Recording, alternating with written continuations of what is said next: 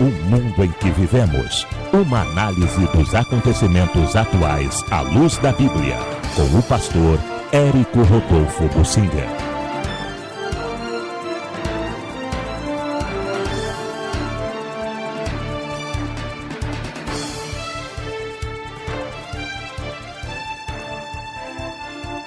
Revelação de Deus sobre Bolsonaro e a Amazônia.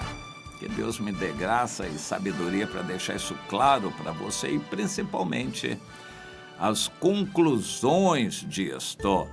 Há 2 ou 3 dias Deus me deu uma revelação. Ficou muito clara. Eu estava orando pelo presidente Bolsonaro e Deus me mostrou o presidente Bolsonaro passando num desfiladeiro.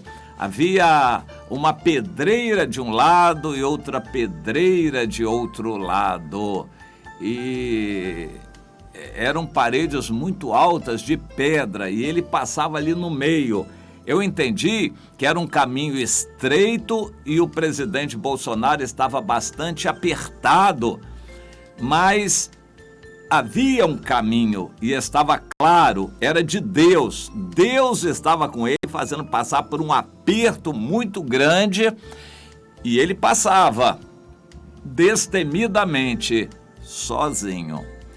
De um lado e de outro, caíam pedras e tiros eram atirados contra ele, mas não acertavam.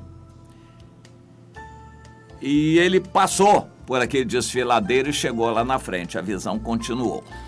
Eu procurei entender o que seria esse desfiladeiro. As pedras estavam apertando o Bolsonaro. Ele está bastante apertado de todos os lados.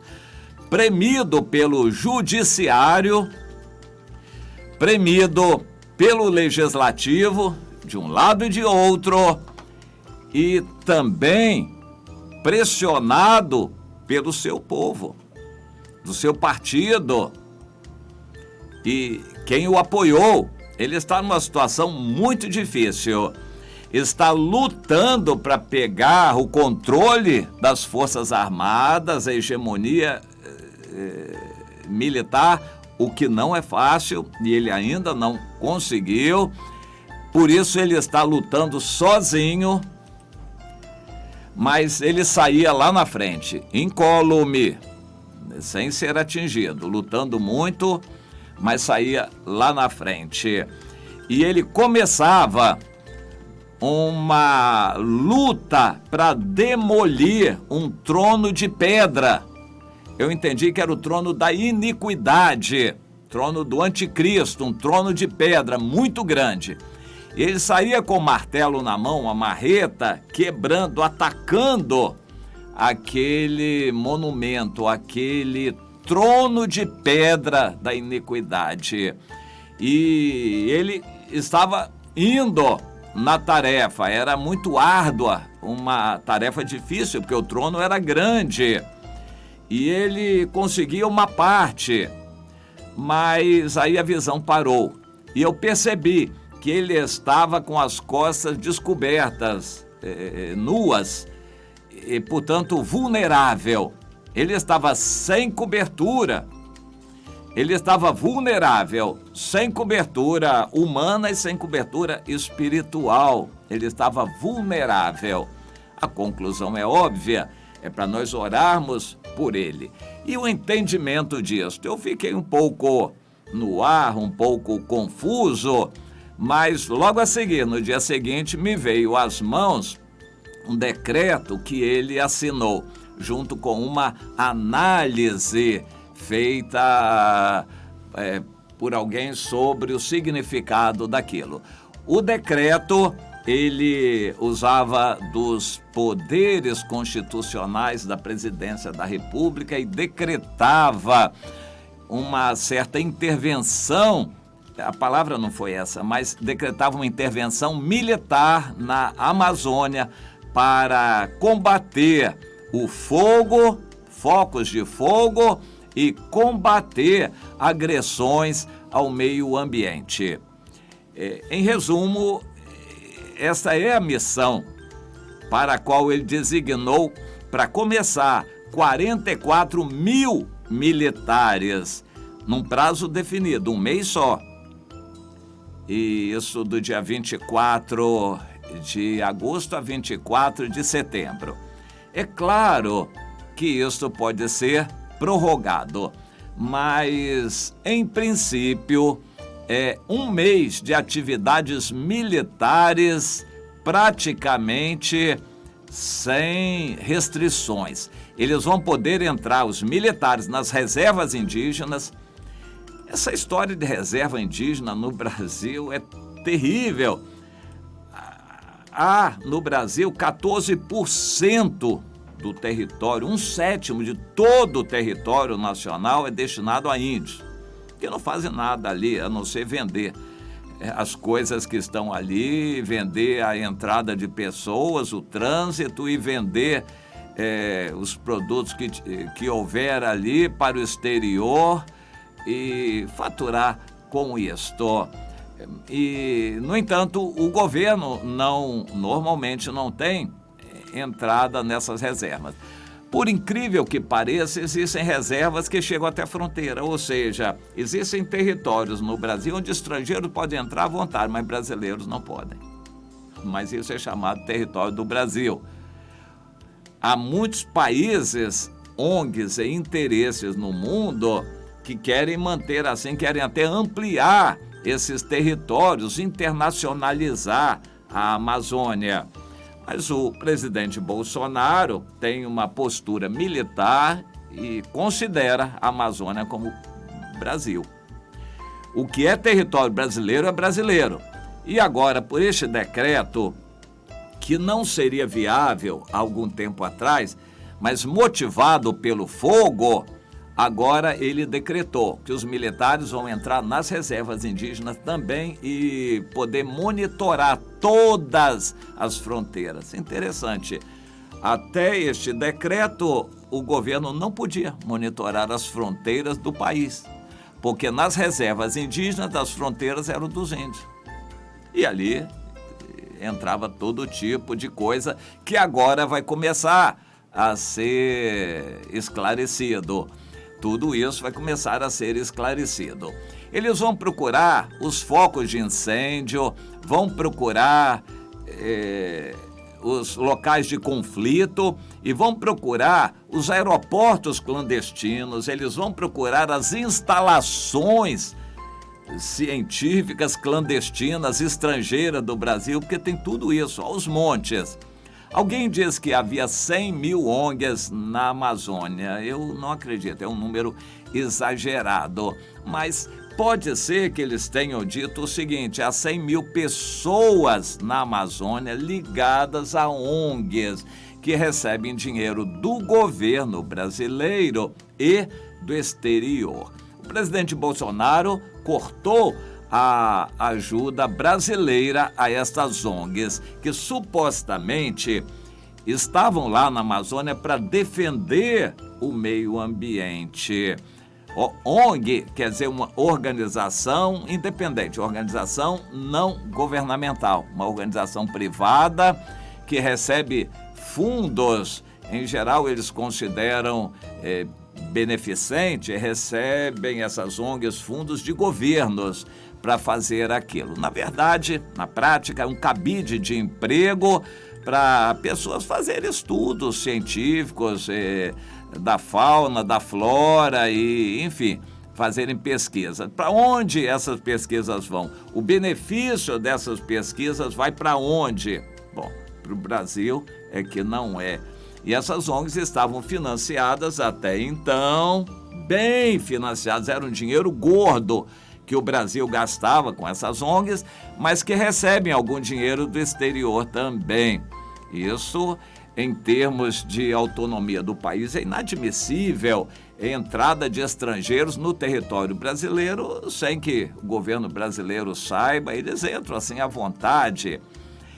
Eu conheci, para isso não ficar só em relatórios de informações recebidas, eu conheci pessoalmente uma ONG e o chefe dela, o líder dela, ele me contou, essa ONG trabalhava aqui no Brasil defendendo floresta, o meio ambiente E periodicamente ele ia à Alemanha, claro, com passagem paga, etc., para expor os trabalhos que eles faziam aqui em defesa das florestas brasileiras. Levantava dinheiro lá na Alemanha e trazia, claro que não para as florestas e nem para benefício da população.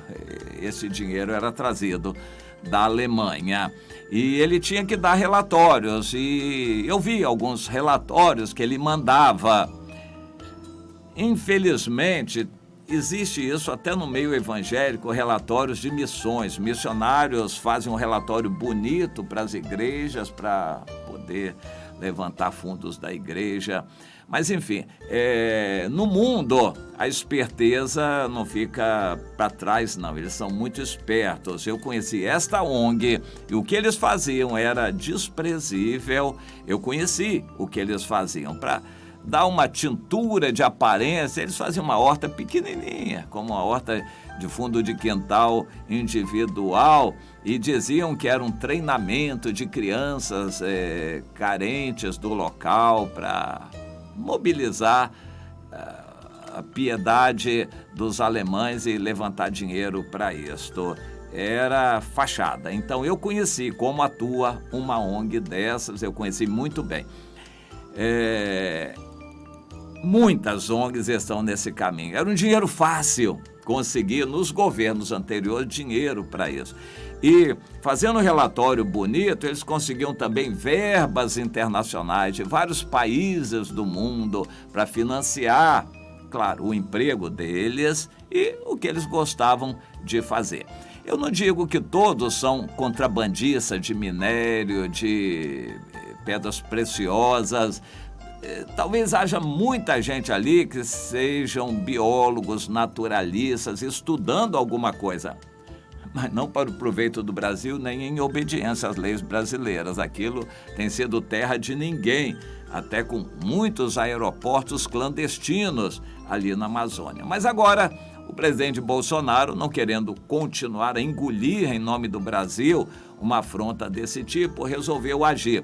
Mas agir como? Se a oposição seria muito grande. Ele pressionou as ONGs provavelmente botaram fogo. Alguém pergunta, quem botou fogo na Amazônia? Eu acho que todo mundo. O fogo lá interessa aos moradores, porque a mata é hostil para eles, tem animais selvagens, e eles querem ampliar a área de plantação. Então os moradores têm interesse no fogo. Eles não botam mais fogo porque não é permitido. Os fazendeiros do agronegócio têm interesse em aumentar a sua área de plantação. Eles têm interesse. E agora as ONGs também, para provocar o governo Bolsonaro. Só que com as ONGs, isso já está bem denunciado aí, que as ONGs participaram desse fogo. Ou seja, todo mundo botou fogo. Os beneficiários mais próximos são os fazendeiros. E as ONGs botaram fogo para botar culpa nos fazendeiros. Mas eu acho que a coisa não saiu como eles queriam. O fato é, o fogo está lá. Todo ano há queimadas, mas agora parece que houve queimadas intencionais extraordinárias, outras queimadas mais. Isso motivou críticas no mundo inteiro. Parece que tudo já estava orquestrado contra o presidente Bolsonaro. Todo ano existem queimadas. A área desmatada tem aumentado, mas agora a culpa é toda do Bolsonaro. Só que o Bolsonaro aproveitou essa pressão internacional de que ele tinha que fazer alguma coisa para fazer o que ele queria fazer há muito tempo, mandar militares ocuparem a Amazônia. 44 mil militares, para começar, já foram mandados para a Amazônia. E eles vão combater o fogo. Eles vão combater ataques ao meio ambiente. É verdade, porque interessa ao governo preservar o que tem que ser preservado. Mas eles vão verificar o que existe de estrangeiro, de clandestino e coisas que não são permitidas lá. E muita exploração mineral, isso existe muito, é sabido. Eles vão fazer esse levantamento. Bom, só que o espírito do anticristo, essa ideia do mundo que está encampada pela ONU, não está nem um pouquinho satisfeita com isso. E eles vão continuar atacando. Isto daí é um dos pontos principais da plataforma do anticristo. Os principais candidatos a anticristo que eu conheço, o Barack Obama e o Emmanuel Macron, já encamparam essa ideia. Ambos estão pregando isso. Só que o Barack Obama é muito mais esperto e mais escondidamente ele está viajando pelo mundo todo para pregar essas coisas. E o Emmanuel Macron é mais novo, ele quer apenas aparecer como político. Se derem uma brecha, ele quer ser o anticristo também, mas está muito longe disso, ele não vai conseguir. Mas com o Brasil ele comprou briga, porque ele achou que o Bolsonaro é fraco e comprou essa briga. Então a coisa está nesse pé. É um trono de iniquidade, é do anticristo. Ou seja, a Amazônia é um assunto que interessa a Satanás e é um dos pontos da plataforma do anticristo. Para apoiar isto, o Vaticano está de pleno acordo e já marcou aqui no Brasil, na Amazônia, um sínodo ao final deste ano, já está chegando, sobre a nova religião, digamos assim, o sacerdócio da Amazônia.